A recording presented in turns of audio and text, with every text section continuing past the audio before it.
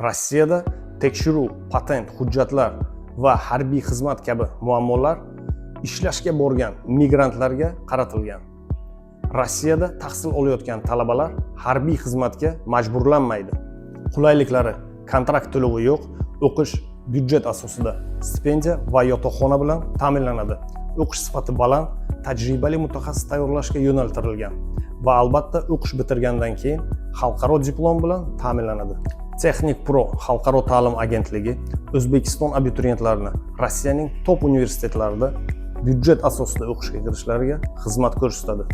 Bakalavr va magistratura bosqichida kunduzgi ta'limga quyidagi universitetlarga qabul davom etmoqda: Moskva aviatsiya instituti, Sankt-Peterburg davlat agrar universiteti, Tyumen davlat universiteti, Volgabo'yi davlat texnologiya universiteti. Batafsil ma'lumot uchun quyidagi raqamga murojaat qiling. Talabalik zavqini his qilmoqchimisiz? Rossiyada tahsil oling.